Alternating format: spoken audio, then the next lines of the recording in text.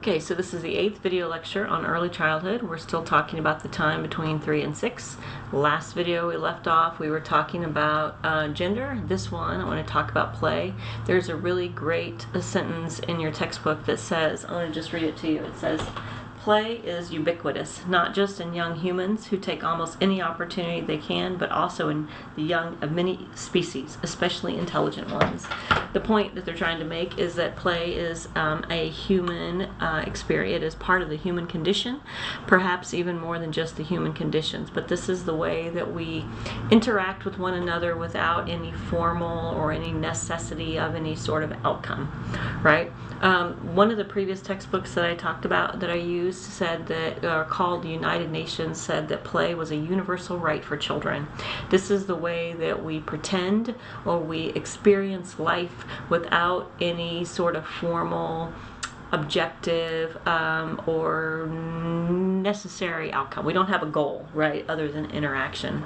But what we do see when we talk about in the context of child development, we do see there are your book argues that there are 4 different cognitive levels. Remember, cognitive is about thinking, so when we're talking about a cognitive level of play, we're talking about a sophistication, a way of interacting, right? With the, if you will, the simplest level would be functional. So this is where we roll a ball back and forth, right? The play is the thing. Yeah, we have a function. It's, again, there's not really a, we're not trying to achieve an outcome. We're interacting. We're being in the world, but we're rolling a ball. Then you have what they call constructive play. This is where we use objects, right? We use objects to problem solve.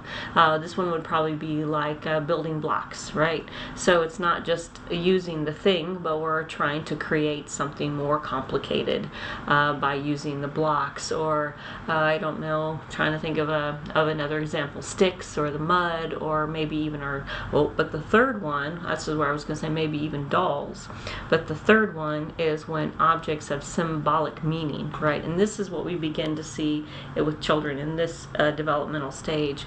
Maybe you remember earlier in the chapter we were talking about Piaget's levels of, what was he talking about?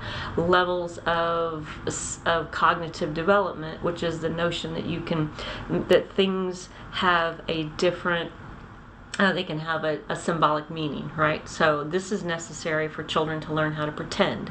So the third level then is dramatic pretend fantasy. Objects have symbolic meanings. And then the final level of cognitive play is formal games with rules. So now we're able to imagine some sort of fantasy or some sort of abstract way of being. We may use the things to be like you move around the like the Monopoly board or something. The social dimensions, and because this chapter is really about the social psychological dimensions of play, and you move through the list of this one, moving from an onlooker where you're just watching others, a solitary independent play where you're playing with your toy, which is not quite as interactive as the next one, which would be parallel play, and that's where 2 children are playing side by side, right? They're not interacting, but maybe they're playing the same thing. They're side by side. Associative, it says your textbook describes associative play as the game, that the play is not really the key. The children are spending more time in the relationship about the thing than they are, say, a cooperative play. So I would imagine an example of associative play would be children who are at a pretend kitchen, but they're game, right? So she's over here cooking and he's over here doing something else in this playhouse, for instance, but their game is not, like, I'm not playing that I'm cooking the meal and you're eating the meal. I'm over here in the treehouse and you're over here in the treehouse. I would imagine that that's how those 2 are distinguished. They interact, but the play isn't intermeshed. Play also has there's potential for those gender stereotypes to emerge in children's play. The textbook uses the phrase salient. So the phrase that your textbook talks about is the more salient the gender is in the play, the more likely a child is. Well, I guess you don't know which direction this goes, but the more stereotypical gender roles a child has. So we don't know if a child has the stereotypical gender role, so that when they play, then the girls dress up and the boys use the sticks. But I think that what they're trying to say is a simpler way of saying that when the play looks, there are more obvious gendered elements to it, that is a reflection of the gendered understanding of the children.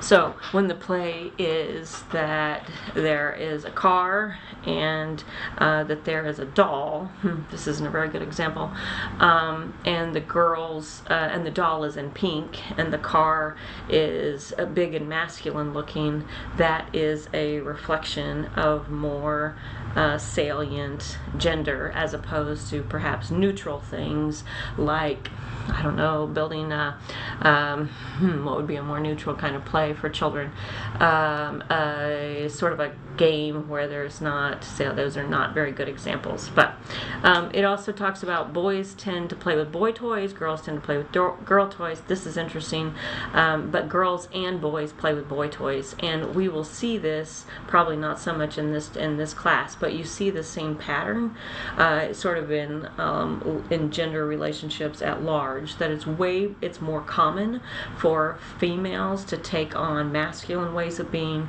than it is for masculine males to take on feminine ways of being. So it's interesting that we see this pattern begins as early as childhood. So the next chapter, now we're going to move to parenting and discipline. What do we mean by discipline? Underneath my little circle there, the word says discipline is defined as the methods used to mold character and self-control. Some philosophers don't like this idea of self-control, the idea that discipline is about controlling. They would argue that this is it creates inhibition and squelches the human spirit.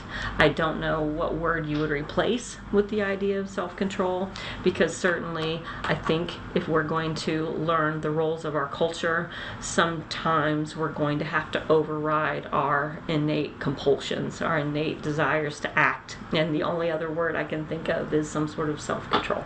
All right.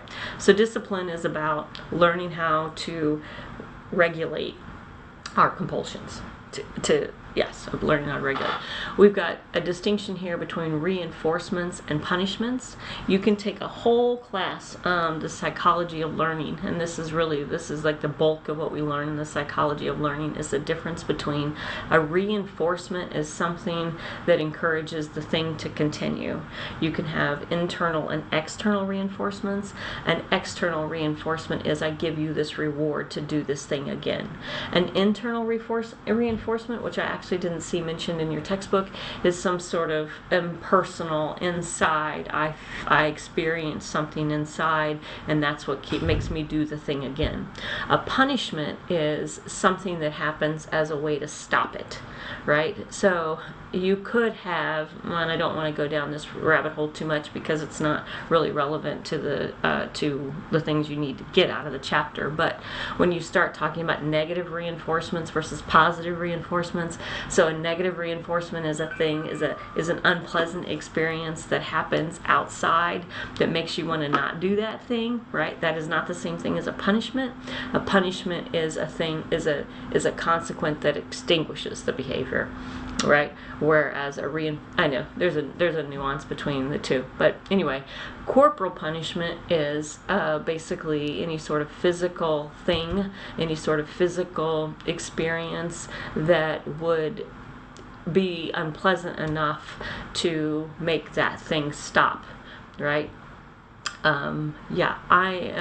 Inductive, so there are different ways, different sort of strategies for molding a child's character and self-control.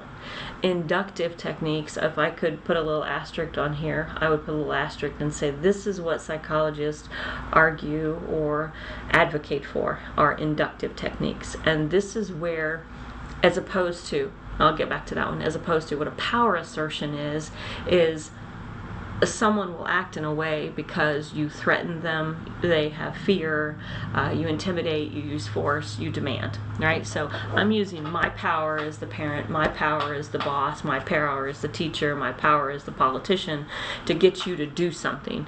You're not doing it really out of some sort of free will or you believe it's the right thing to do. You do it because there's some fear I'm making you, right? And it's a pretty simple way of being, pretty simple cause and effect.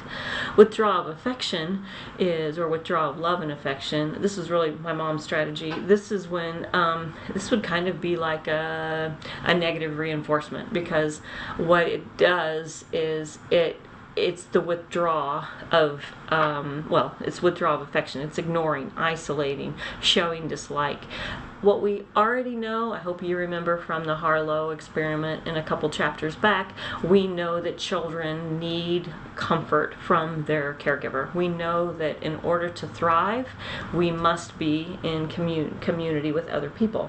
So one punishment that we might offer, one thing that is we suffer when we are withdrawn from that social group. This is kind of, I think, what happens in elementary school and preschool and such. When the teacher puts the kid in the corner, or when you lose recess, you are withdrawn from the social group. And that is a kind of, well, would you call that punishment or would you call that reinforcement? I guess you probably call that punishment. Right? The ideal strategy is inductive techniques. It's basically natural logical consequences. I don't know if people still talk about that, but it's the idea that a child who can internalize the logic, the reason why I'm supposed to act in a certain way, or they can internalize the logic and the reason why this is not the ideal way to be, they are more likely to follow the rules instead of arbitrary rules being imposed upon them by the powers that control their life. When we understand why what's the logic of this rule? Why do I need to go to bed at 8 o'clock, Dad? Why should I not hit my sister? Why do I need to eat, all of these cold peas on my plate? When we can internalize the logic, and in some cases, if children can be, any of us can have a say or be a part of the rules and the decisions that affect them, we internalize. So going back up here to a further part in the screen, an internal reinforcement. When I internalize the logic and the values and I understand, I will more fully commit. I will more fully follow the rules that make sense. So when I understand this sort of big picture. So when kids say, why do I need to do this? If you can offer an explanation that is meaningful to their cognitive level of understanding, they're more likely to follow along. They're more likely to capitulate to the rules that they understand the logic behind and are not just imposed. When we just impose, we are using power assertion and that potential threats and fear. I'm going to end right here. I went over my 10 minutes.